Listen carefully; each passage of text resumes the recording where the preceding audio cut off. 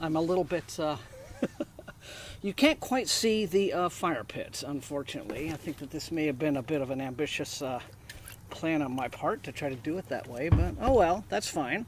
We're outside anyway, and we're enjoying a nice, brisk Christmas evening. You know, if the fire picks up a little bit, that'll be great. I always have trouble with this fire pit, but that's fine. Thank you for joining me, because I am here. First off, I really do want to know if everyone can hear me okay. Let me jump in here and see if this is working okay. I think so. I think we're doing fine.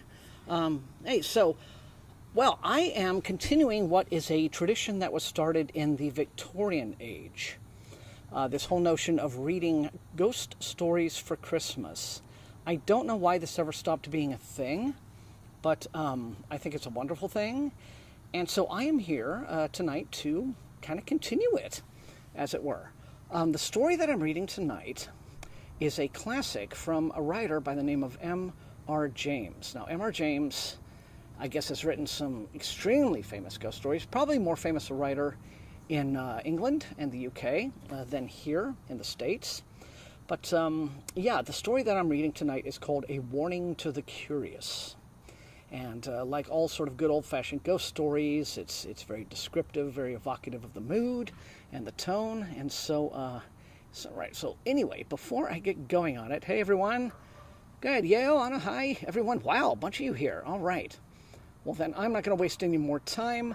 Like I said, wish the fire would cooperate, but you know, fires do what they do. I guess it's better to have them not cooperating in this way than in other ways. So, all right, we begin with tonight's story. A Warning to the Curious. The place on the East Coast which the reader is asked to consider is Seaburg. It is not very different now from what I remember it to have been when I was a child. Marshes intersected by dikes to the south, recalling the early chapters of Great Expectations. Flat fields to the north, merging into heath, fir woods, and above all, gorse inland. A long seafront and a street. Behind that, a spacious church of flint, with a broad, solid western tower and a peal of 6 bells. How well I remember their sound on a hot Sunday in August as our party went slowly up the white, dusty slope of road towards them, for the church stands at the top of a short, steep incline. They rang with a flat, clacking sort of sound on those hot days, but when the air was softer, they were mellower too. Now the railway ran down to its little terminus farther along the same road. There was a gay white windmill just before you came to the station, and another down near the shingle at the south end of the town, and yet others on higher ground to the north. There were cottages of bright red brick with slate roofs. Oh, but why do I encumber you with these commonplace details? Walk away from the sea and the town, past the station, and turn up the road on the right. It's a sandy road parallel with the railway, and if you follow it, it climbs to somewhat higher ground. Now, on your left, you're now going northward, is heath. On your right, the side towards the sea, is a belt of old firs, wind-beaten, thick at the top, with the slope that old seaside trees have. Seen on the skyline from the train, they would tell you in an instant, if you did not know it, that you were approaching a windy coast. Well, at the top of my little hill, a line of these firs strikes out and runs towards the sea. For there is a ridge that goes that way, and the ridge ends in a rather well-defined mound, commanding the level fields of rough grass, and a little knot of fir trees crowns it. And here you may sit, on a hot spring day, very well content to look at blue sea, white windmills, red cottages, bright green grass, church tower, and distant Martello Tower to the south. Now, as I've said, I began to know Seaburg as a child, but a gap of a good many years separates my early knowledge from that which is more recent. Still, it keeps its place in my affections, and any tales of it that I pick up have an interest for me. One such tale is this. It came to me in a place very remote from Seaburg, and quite accidentally, from a man whom I had been able to oblige enough in his opinion to justify his making me his confidant to this extent. "I know all that country, more or less," this man said. I used to go to Seaburg pretty regularly for golf in the spring. I generally put up at the Bear with a friend, Henry Long it was. You knew him, perhaps? Slightly, I said. And we used to take a sitting room and be very happy there. Now, since he died, I haven't cared to go there. And I don't know that I should anyhow, after the peculiar thing that happened on our last visit. It was in April. We were there, and by some chance, we were almost the only people in the hotel. So the ordinary public rooms were practically empty, and we were the more surprised when, after dinner, our sitting room door opened, and a young man put his head in. Now, we were aware of this young man. He was a rather rabbity, anemic subject, light hair, light eyes, but not unpleasing. So when he said, "I beg your pardon, is this a private room?" Yeah, we did not growl and say, "Yes, it is." No, but Long said, or I did, no matter which, "Please, come in." "Oh, may I?" he said, and seemed relieved. Of course, it was obvious that he wanted company, and as he was a reasonable kind of person, not the sort to bestow his whole family history on you, we urged him to make himself at home. "I dare say you find the other rooms rather bleak," I said. Yes, he did, but it was really too good of us, and so on. Now, that being got over, he made some pretense of reading a book. Long was playing patience. I was writing. It became plain to me, after a few minutes, that this visitor of ours was in rather a state of fidgets or nerves, which communicated itself to me. And so I put away my writing and turned to at engaging him in talk. Now, after some remarks, which I forget, he became rather confidential. "You'll think it very odd of me." This was the sort of way he began. "But the fact is, I've had something of a shock." Well, I recommended a drink of some cheering kind, and we had it. The waiter coming in made an interruption, and I thought our young man seemed very jumpy when the door opened. But after a while, he got back to his woes again. There was nobody he knew in the place, and he did happen to know who we both were. It turned out that there was some common acquaintance in town, and really, he did want a word of advice if we didn't mind. Of course, we both said, by all means, or not at all. And Long put away his cards, and we settled down to hear what his difficulty was. "It began," he said, "more than a week ago, when I bicycled over to Froston, only about 5 or 6 miles, to see the church. I'm very much interested in architecture, and it's got one of those pretty porches with niches and shields. I took a photograph of it, and then an old man who was tidying up in the churchyard came and asked if I'd care to look into the church. Well, I said yes, and he produced a key and let me in. There wasn't much inside, but I told him it was a nice little church, and he kept it very clean. But, I said, the porch is the best part of it. We were just outside the porch then, and he said, "Ah, yes, that is a nice porch. And you know, sir, what's the meaning of that coat of arms there?" It was the one with the 3 crowns, and though I'm not much of a herald, I was able to say yes. I thought it was the old arms of the Kingdom of East Anglia. "Oh, that's right, sir," he said. "And do you know the meaning of them 3 crowns that are on it?" I said I had no doubt it was known, but I couldn't recollect to have heard it myself. "Well then," he said, "for all you're a scholar, I can tell you something you don't know. Them's the 3 holy crowns, what was buried in the ground near by the coast, to keep the Germans from landing." I can see you don't believe that, but I tell you, if it hadn't been for one of them holy crowns being there still, them Germans would have landed here time and again, they would. Landed with their ships and killed man, woman, and child in their beds. Now then, that's the truth of what I'm telling you, that is. And if you don't believe me, you ask the rector. But there he comes. You asked him, I says. I looked round, and there was the rector. A nice-looking old man coming up the path, and before I could begin assuring my old man, who was getting quite excited, that I didn't disbelieve him, the rector struck in and said, "What's all this about, John? A good day to you, sir. Have you been looking at our little church?" So then there was a little talk, which allowed the old man to calm down, and then the rector asked him again what was the matter. "Oh," he said, "it weren't nothing. Only I was telling this gentleman he'd ought to ask you about them holy crowns."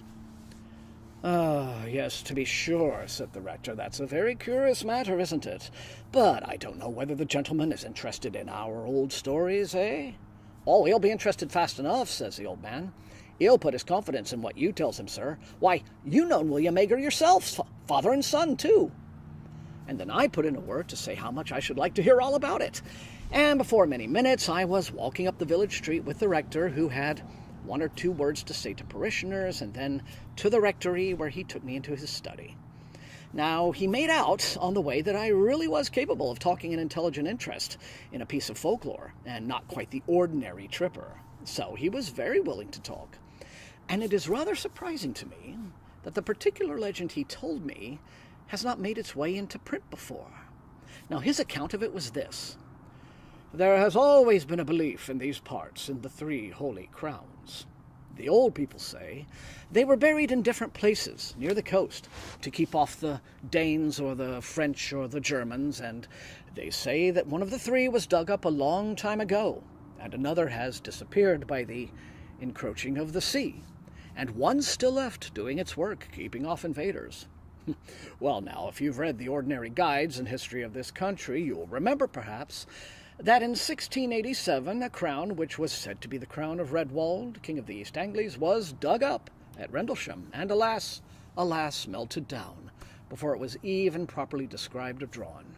Well, Rendlesham isn't on the coast, but it isn't so very far inland, and it's a very important line of access, and I believe this is the crown which people mean when they say that one has been dug up.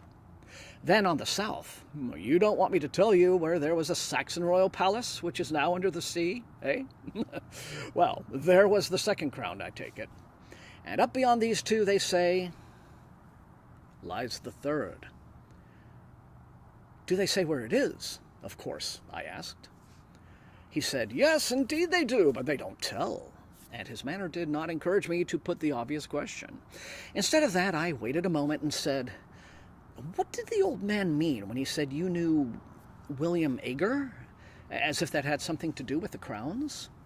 "To be sure," he said.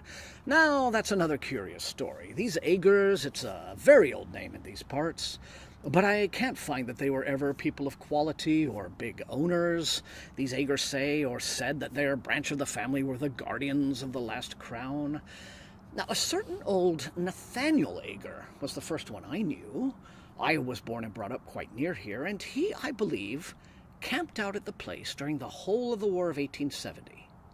Now, William, his son, did the same, I know, during the South African War, and young William, his son, who has only just died very recently, took lodgings at the cottage nearest the spot, and I've no doubt hastened his end, for he was a consumptive, by exposure and night watching. And he was the last of that branch. It was a dreadful grief to him to think that he was the last, but he could do nothing. The only relations at all near to him were in the colonies. I wrote letters for him to them, imploring them to come over for business, very important to the family, but there's been no answer. So the last of the Holy Crowns, if it's there, has no guardian now." Well, that was what the rector told me, and you can fancy how interesting I found it.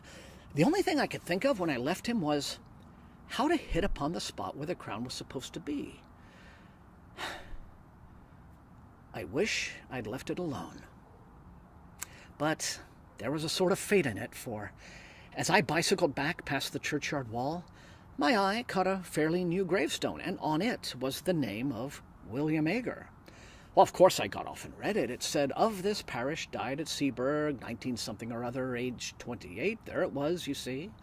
A little judicious questioning in the right place, and I should at least find the cottage nearest the spot. Only I didn't quite know what was the right place to begin my questioning at.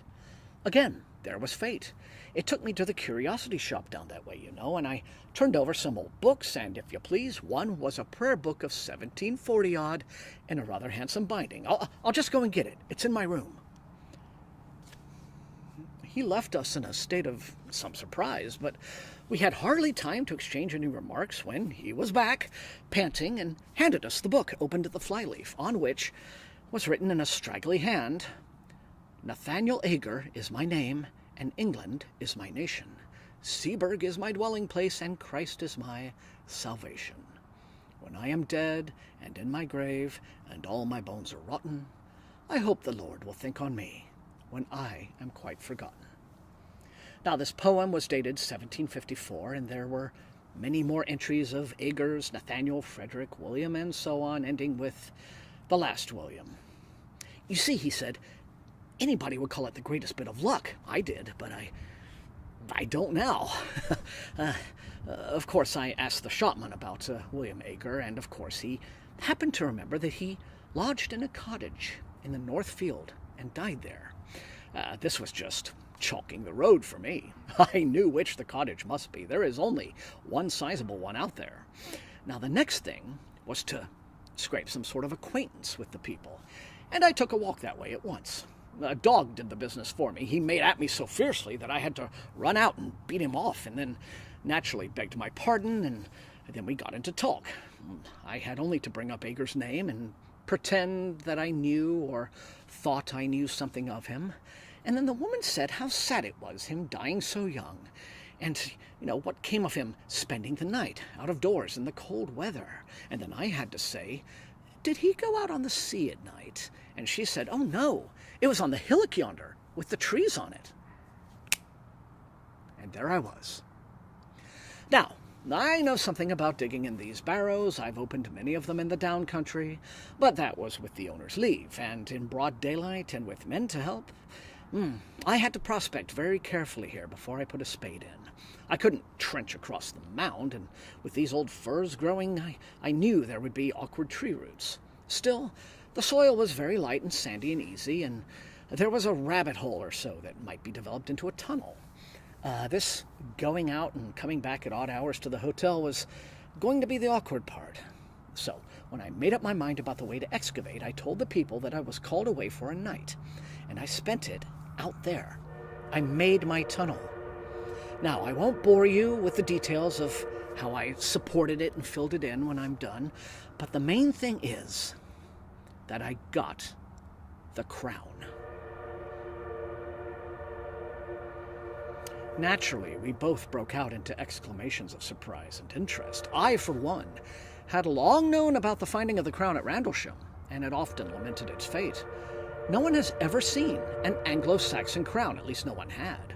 But our man gazed at us with such a rueful eye. "Yes," he said.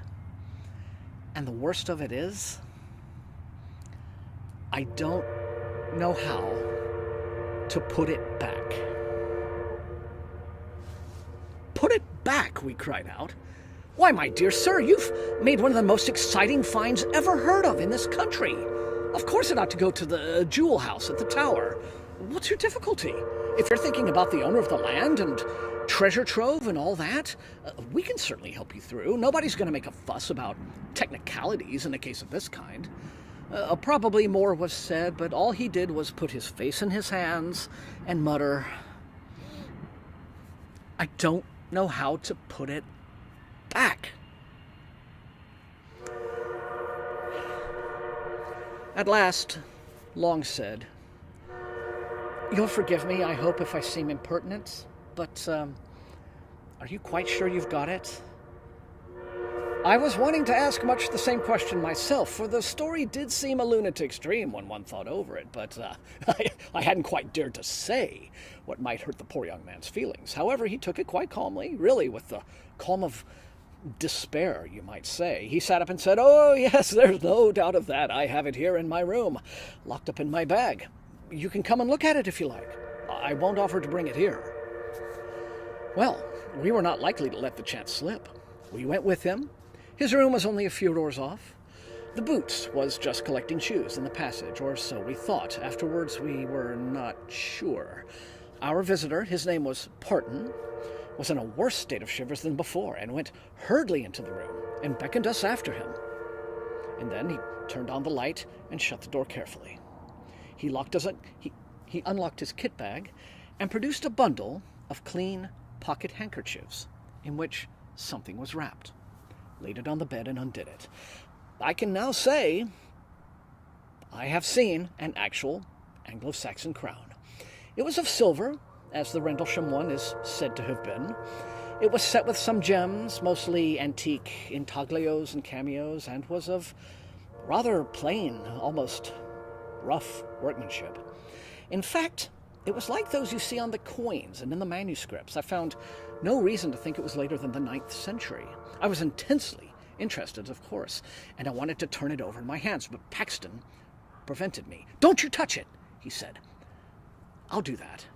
And with a sigh that was, I declare to you, dreadful to hear, he took it up and turned it about so that we could see every part of it. "Seen enough?" he said at last, and we nodded. He wrapped it up and locked it in his bag and stood looking at us dumbly. "Come back to our room," Long said, "and tell us what the trouble is." He thanked us and said, "Will you go first and see if the coast is clear?" That wasn't very intelligible, for our proceedings hadn't been, after all, very suspicious, and the hotel, as I said, was practically empty. However, we were beginning to have inklings of, we don't know what. And anyhow, nerves are infectious. So we did go, first peering out as we opened the door, and fancying, I found we both had the fancy, of that a shadow, or more than a shadow, but it made no sound, passed from before us to one side as we came out into the passage. "It's all right," we whispered to Paxton. Whispering seemed the proper tone, and we went with him between us back to our sitting room. I was preparing when we got there to be ecstatic about the unique interest of what we had seen, but when I looked at Paxton, I saw that that would be terribly out of place, and I left it to him to begin. "What is to be done?" was his opening. Long thought it right, as he explained to me afterwards, to be obtuse, and said, "Well, why not find out who the owner of the land is, and inform—" "Oh, no," Paxton broke in impatiently. "I beg your pardon. You've been very kind. But don't you see? It's got to go back. And I daren't be there at night, and daytime's impossible. Perhaps, though, you don't see. Well, then, the truth is that I've never been alone since I touched it." I was beginning some very stupid comment, but Long caught my eye, and I stopped. Long said, "I think I do see, perhaps, but wouldn't it be a relief to tell us a little more clearly what the situation is?" And then it all came out. Paxton looked over his shoulder and beckoned to us to come nearer to him, and began speaking in a low voice. Now, we listened most intently, of course, and compared notes afterwards, and I wrote down our version, so I am confident I have what he told us, almost word for word. He said, "Well, it began when I was first prospecting, and put me off again and again. There was always somebody, a man, standing by one of the firs. Now, this was in daylight, you know. He was never in front of me. I always saw him with the tail of my eye on the left or the right. And he was never there when I looked straight for him. I would lie down for quite a long time and take careful observations and make sure there was no one. And then when I got up and began prospecting again, there he was. And he began to give me hints besides, for wherever I put that prayer book, short of locking it up, which I did at last, when I came back to my room, it was always out on my table, opened at the flyleaf, where the names are, and one of my razors across it to keep it open. I'm sure he just can't open my bag, or something more would have happened. You see, he's light and weak, but all the same, I daren't face him. Well then, when I was making the tunnel, of course, it was worse, and if I hadn't been so keen, I should have dropped the whole thing and run. It was like someone scraping at my back all the time. I thought for a long time. it was only soil dropping on me, but as I got nearer the crown, it was unmistakable. And when I actually laid it bare and got my fingers into the ring of it and pulled it out, there came a sort of cry behind me. Oh, I can't tell you how desolate it was, and horribly threatening, too. It spoilt all my pleasure in my find, cut it off that moment, and if I hadn't been the wretched fool that I am, I should have put the thing back and left it. But I didn't. Well, the rest of the time was just awful. I had hours to get through before I could decently come back to the hotel. First, I spent time filling up my tunnel and covering my tracks, all the while he was there trying to thwart me. Sometimes, you see him, and then sometimes you don't, just as he pleases, I think. He's there, but he has some power over your eyes. Well, I wasn't off the spot for very long before sunrise, and then I had to get to the junction for Seaburg and take a train back. And though it was daylight fairly soon, I don't know if that made it much better. There were always hedges or gorse bushes or park fences along the road, some sort of cover, I mean. And I was never easy for a second. And then when I began to meet people going to work, they always looked behind me very strangely. Now, it might have been that they were surprised at seeing anyone so early, but I don't think it was only that. And I don't now. They didn't look exactly at me. And the porter at the train was like that, too.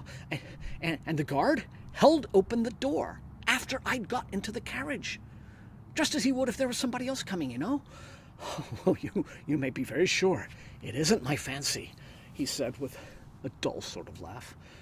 And then he went on. And even if I do get to put it back, he won't forgive me, I can tell that. And I was so happy a fortnight ago. He dropped into a chair, and I believe he began to cry. Well, we didn't know what to say, but we felt we must come to the rescue somehow, and so it really seemed the only thing. We said if he was so set on putting the crown back in its place, we would help him. And I must say that after what we had heard, it did seem the right thing. If these horrid consequences had come on this poor man, might there not really be something in the original idea of the crown having some curious power bound up with it to guard the coast? At least that was my feeling, and I think it was Long's too. Our offer was very welcome to Paxton, anyhow. When could we do it? It was nearing 10:30. Could we contrive to make a late walk plausible to the hotel people that very night? We looked out the window. There was a brilliant full moon, the Paschal moon. Long undertook to tackle the boots and propitiate him. He was to say that we should not be much over the hour, and if we did find it so pleasant that we stopped out a bit longer, we would see that he didn't lose by sitting up. Well, we were pretty regular customers of the hotel and did not give much trouble, and were considered by the servants to be not under the mark in the way of tips, and so the boots was propitiated and led us out onto the seafront, and remained, as we heard later, looking out for us. Paxton had a large coat over his arm, under which was the wrapped-up crown. So, we were off on this strange errand before we had time to think how very much out of the way it was. Now, I've told this part quite shortly on purpose, for it really does represent the haste with which we settled our plan and took action. The shortest way is up the hill and through the churchyard, Paxton said, as we stood a moment before the hotel looking up and down the front. There was nobody about, nobody at all. Seaburg, out of the season, is an early, quiet place. We can't go along the dike by the cottage because of the dog, Paxton also said when I pointed to what I thought a shorter way along the front across 2 fields. The reason he gave was good enough. We went up the road to the church and turned in at the churchyard gate. Now, I confess to having thought that there might be someone lying there who might be conscious of our business, but if it was so, they were also conscious that one who was on their side, so to say, had us under surveillance, and we saw no sign of them. But under observation, we felt we were, as I've never felt it at any other time. Especially it was so when we passed out of the churchyard and onto a narrow path with close high hedges, through which we hurried, as Christian did through that valley, and so got out onto open fields, and then along hedges, though I would sooner have been in the open, where I could see if anyone was visible behind me, over a gate or two, and then a swerve to the left, taking us up onto the ridge which ended in that mound. Now, as we neared it, Henry Long felt, and I felt too, that there were what only I could call dim presences waiting for us, as well as a far more actual one attending us.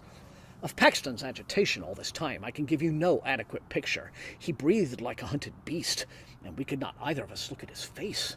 How he would manage when we got to the very place we had not troubled to think. He had seemed so sure that would not be difficult. Nor was it.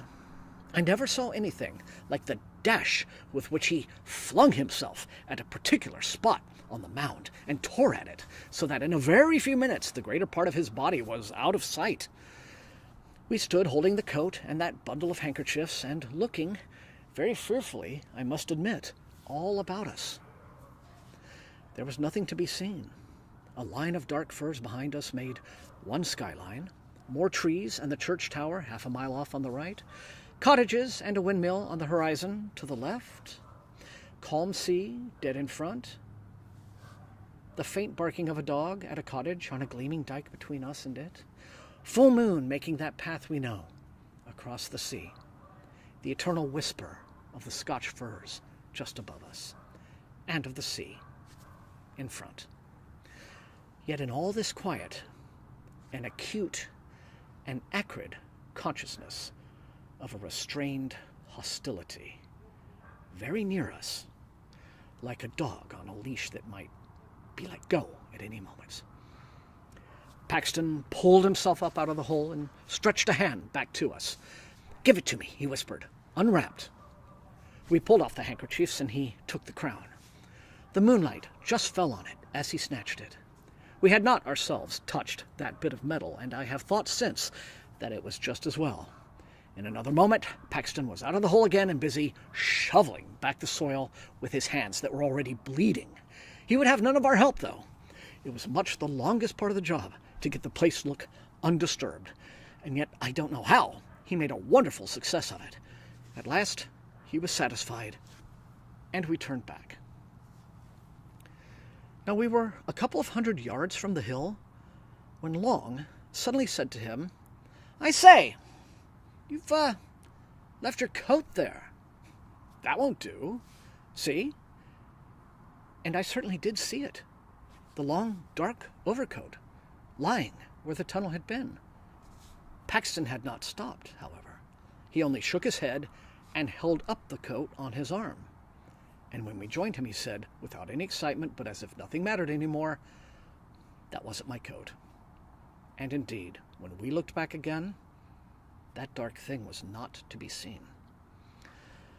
Well, we got out onto the road and came rapidly back that way. It was well before 12 when we got in, trying to put on a good face, saying, Long and I, what a lovely night it was for a walk. The Boots was on the lookout for us, and we made remarks like that for his edification as we entered the hotel. He gave another look up and down the seafront before he locked the front door and said, "You didn't meet many people about, I suppose, sir?" "No, indeed, not a soul," I said, at which I remember Paxton looked oddly at me. Only I thought I see someone turn up the station road after you gentlemen," said the Boots. "Still, you was three together, and I don't suppose he meant mischief." I didn't know what to say. Long merely said, "Good night," and we went off upstairs, promising to turn out all lights and go to bed in a few minutes. And speaking of coats, on goes mine.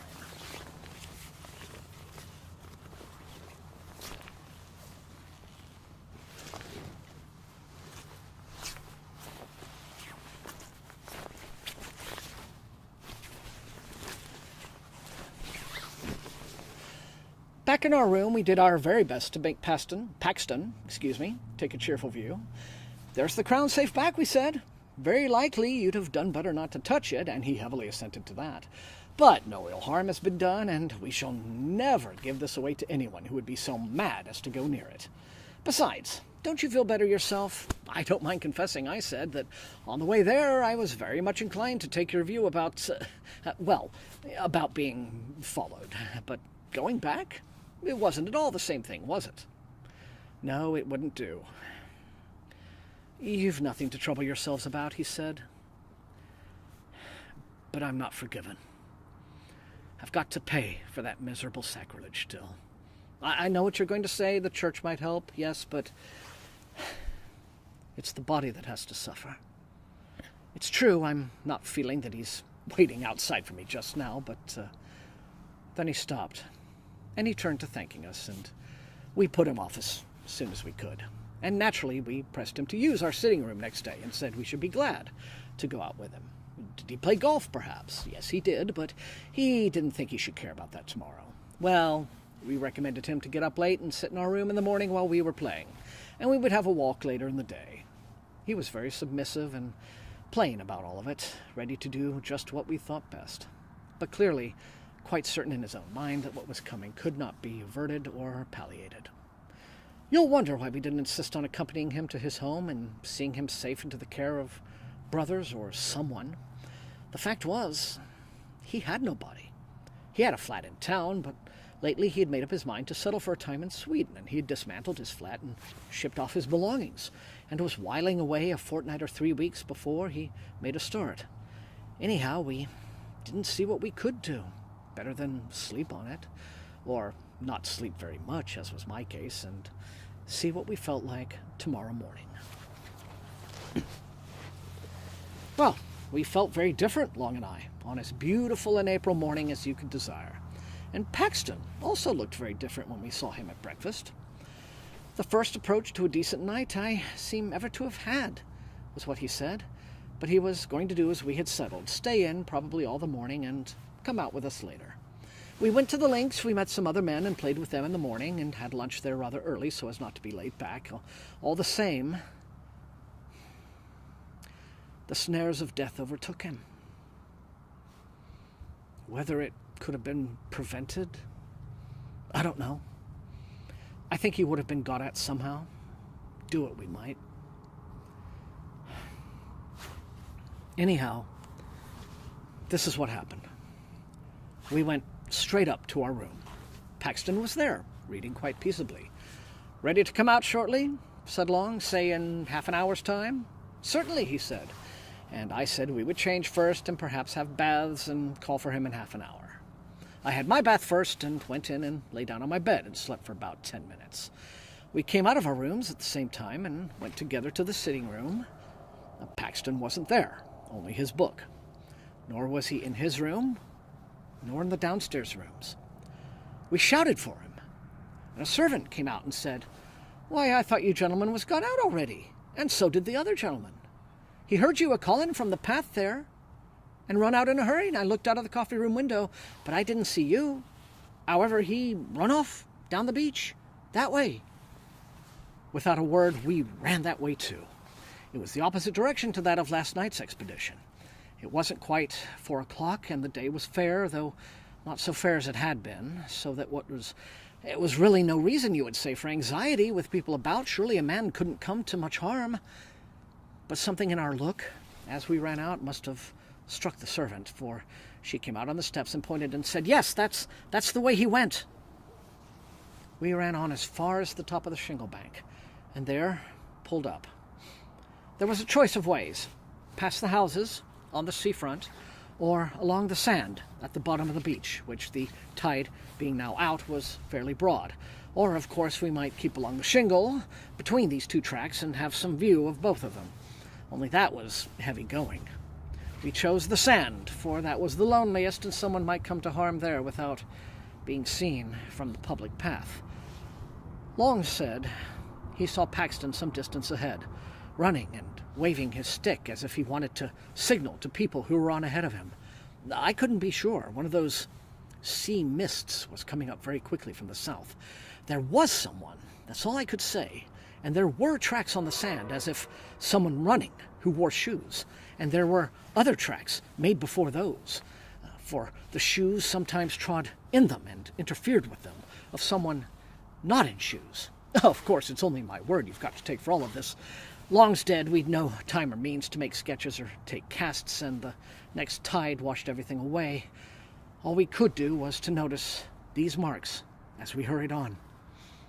But there they were over and over again, and we had no doubt whatever that what we saw was the track of a bare foot, and one that showed more bones than flesh. The notion of Paxton running after anything like this and supposing it to be the friends he was looking for was very dreadful to us. You can guess what we fancied.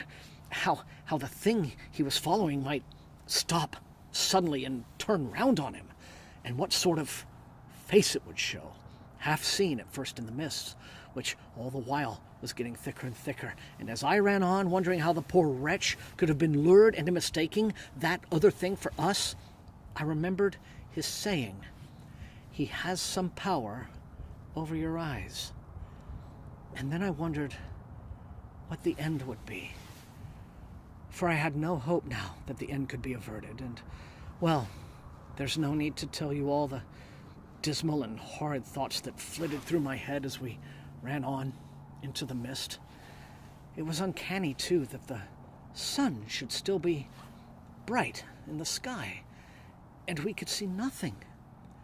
We could only tell that we were now past the houses and had reached that gap there is between them and the old Martello Tower. When you're past the tower, you know there's nothing but a shingle for a long way, not a house, not a human creature, just that spit of land, or rather shingle with the river on your right and the sea on your left. But just before that, just by the Martello Tower, you remember there is the old battery close to the sea. I believe there are only a few blocks of concrete left now. The rest has all been washed away, but at this time there was a lot more, though the place was a ruin. Well, when we got there, we clambered to the top as quick as we could take breath and look over the shingle in front, if by chance the mist would let us see anything. But at a moment's rest, we must have.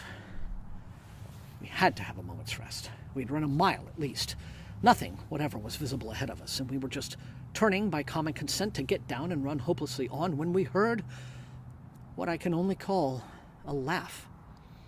And if you can understand what I mean by a breathless, a lungless laugh, you have it. But I don't suppose you can. It came from below and swerved away into the mist. That was enough. We bent over the wall. Paxton was there, at the bottom.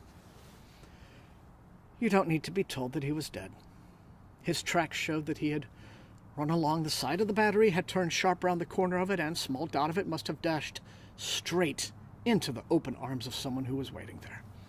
His mouth was full of sand and stones, and his teeth and jaws were broken to bits. I only glanced once at his face. At the same moment, just as we were scrambling down from the battery to get to the body, we heard a shout and saw a man running down the bank of the Martello Tower. He was the caretaker stationed there, and his keen old eyes had managed to descry through the mist that something was wrong. He had seen Paxton fall, had seen us a moment after running up. Fortunate this, for otherwise we could hardly have escaped suspicion of being concerned in the dreadful business. Had he, we asked, caught sight of anybody attacking our friend? He could not be sure. Well, we sent him off for help and stayed by the dead man till they came with a stretcher. It was then that we traced out how he had come on the narrow fringe of sand under the battery wall.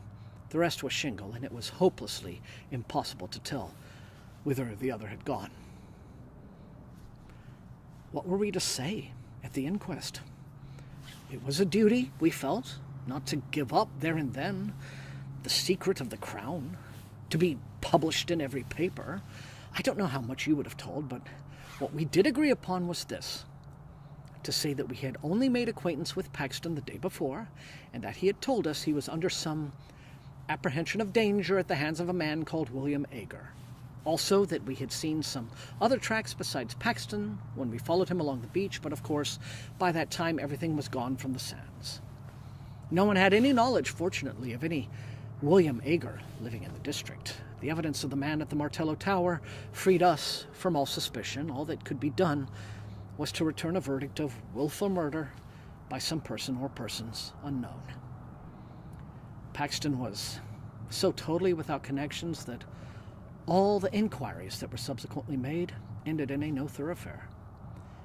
And I have never been at Seaburg or even near it since.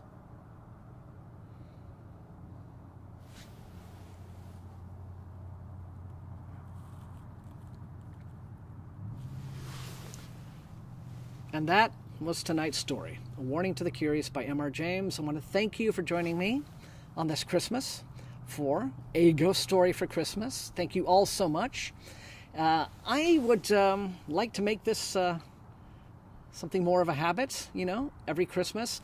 Next year I'll prepare a little bit better. Some technical difficulties with a non-cooperating fire pit, but that's fine.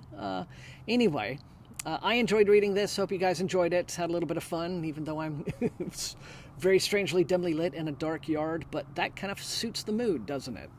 All right, everyone. Once again, I love you guys. Merry Christmas. Happy New Year. Everybody be safe. Eat a lot. Have a great time with friends and family, whatever it is you do. I will be back Thursday night for the reading hangout, as always. So until I see you next time, stay safe and healthy, and sleep tight.